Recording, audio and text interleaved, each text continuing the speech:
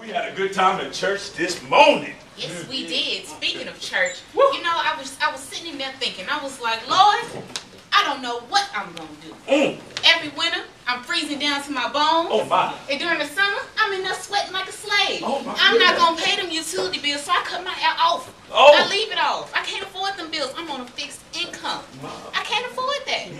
Mother, I know all about that, because at my church, you know, the air is seeping out through the windows, going out through the roof up top. I'm telling you, I need some help at my church, because I want my members comfortable, and I know the neighborhoods need some help too.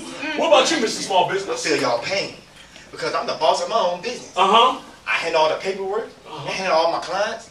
I mean, it's not right for the boss to do all the work at the same time. Oh, my goodness. You know why? Because I can't hire no workers. You can't hire no workers? Can't hire no workers. I need some help. You know what, small businessman? I know exactly what you're talking about, because I've seen these young children out in the community. It would be very helpful if we had something that would help them train and learn some jobs and some green technology. We need some help in Greensboro. I know.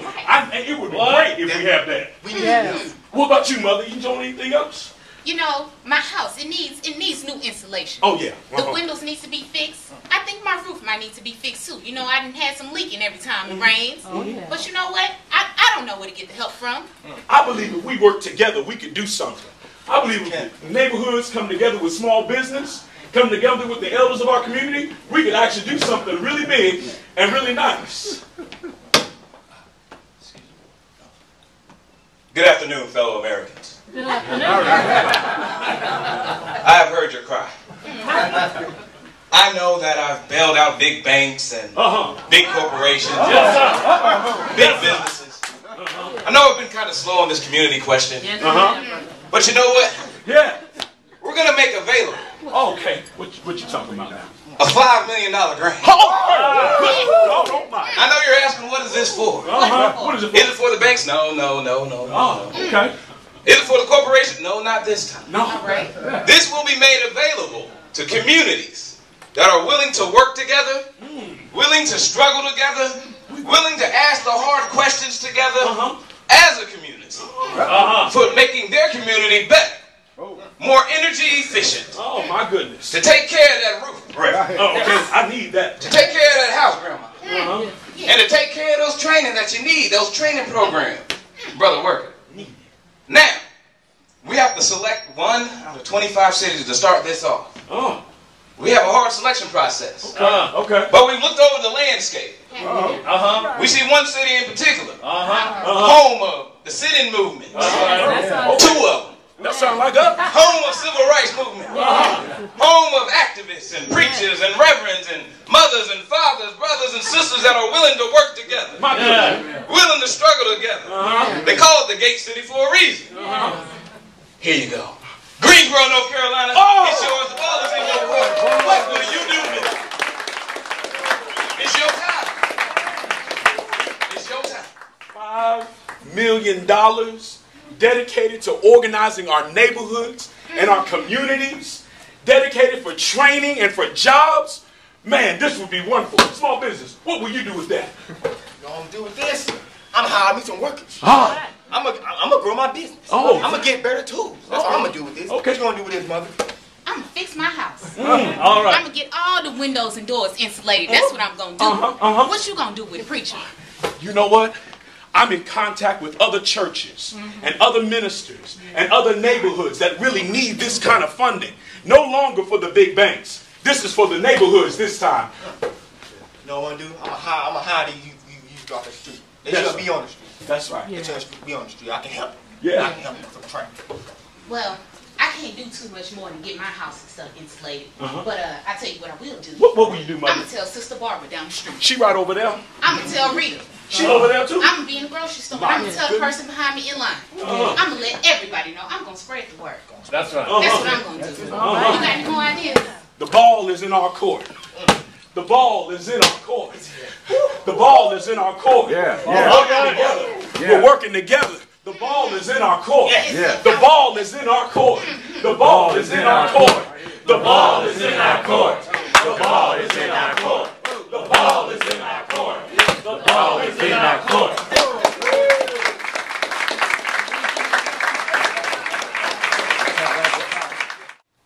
If I'd asked with the election of Obama, there was a lot of excitement. I know it was here in Greensboro. It was at the beloved community. It was at the different churches I went to, in the grocery stores, all around. But he started talking about stimulus and all this type of thing. So some of us said, you know, we need to make sure that money gets spent properly. So that make sure that it really gets spent in the communities and in the homes and the churches, and make sure it creates jobs and possibilities. Because if we don't, you know how government funds do. And I've spent many years while I was at A&T getting government funds, and you have to really struggle to make sure that they're spent the way they need to be for the people. So we formed a collaborative. Bob got with us from A&T. Some of you out there who are minority contractors, small contractors got with us. Neighborhoods got with us. The Pulpit Forum got with us. A lot of folk. We had 19 different organizations written on the paper, but others were there. We wrote a concept paper, and we said we're going to make sure that this stimulus money really stimulates our economy and stimulates possibilities for Greensboro to rebuild our neighborhoods, jobs, and our whole infrastructure. That's what we've been pushing for since January, right after he got elected. So we found that there was a $5 million grant. I'm going to have Bob tell you a few more of the details of it. And we got with the city. I think a few staff members had heard about it, but we said, we need to do this.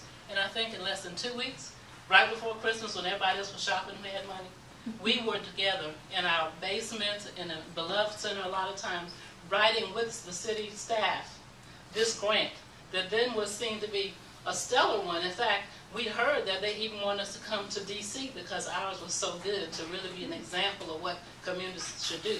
Because we had the different organizations already in place who were willing to work with the city staff. That's how we've gotten thus far, but the city has turned that around. I'm going to stop here and let Bob tell you something about the things that could happen if this money is spent correctly. Yeah, and I'll just fill in a couple of the details of the plan, because one thing to say is a $5 million grant. That's fine. But it actually is meant to match up to $25 million in local funds, so that it'd be a total of $30 million of construction work to happen here in Greensboro. So if you think about what's happening in our construction industry here, people aren't building new houses like they have in the past. This is a tremendous opportunity, and that was the plan for the program. The plan for the program is, the name was originally called Ramp Up. How can you take the work that's happening in Greensboro now and ramp up to a whole nother level of work? So that was the technical plan that came out of the Department of Energy. But as Joyce said, Greensboro added kind of one more layer onto that, this community-based neighborhood development.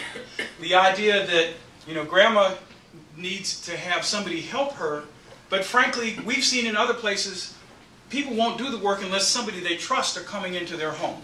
And so the idea is, frankly, I was just at a meeting yesterday where over at Hampton School, and they're talking about the whole process of having somebody from the neighborhood, I see you here today, be the kind of resident manager for neighborhood folks and help you with your homes. And particularly when it comes to this energy stuff, which is new and different, and you know, you may not know exactly the ins and outs of what you need to do. Have somebody from the neighborhood work with you, do the education, do the, and then lead into the technical work that happens. And that's then where, you know, in order to spend this money, we're talking about 3,500 houses to be done in Greensboro. Originally in 2 years, originally in 3 years, now in 2 years. It's going to take people to be trained to do this job. And so, for instance, the Beloved Community Center has already done that with a program last year where they trained some young folks, and they're out working now, doing audits and energy repairs and so forth. So that's the kind of work that was planned. And at this point, I think we want to look at that next step. So, should I just... you see on the next question, what were the changes proposed to the grant plan by the City Council that altered its intent? So I think our folks are going to explain. The ball is still in our court. Stop playing! Time out! Team, stop the game! Stop the game! Stop playing! Give me the ball! Give it here! Give me the ball now! Now I know you guys elected me to City Council, but I don't think you guys can handle this ball. Oh, well, hold on. What are you talking about, Miss City Council? Can handle this ball. What you mean? Grandma, you're cold? Yes, I am. Get a Snuggie and go to a retirement home. Oh, my. You need a more energy-efficient building, Reverend? I do. Have an outside revival. Oh, my. Young people don't even vote. Ha! handle this money.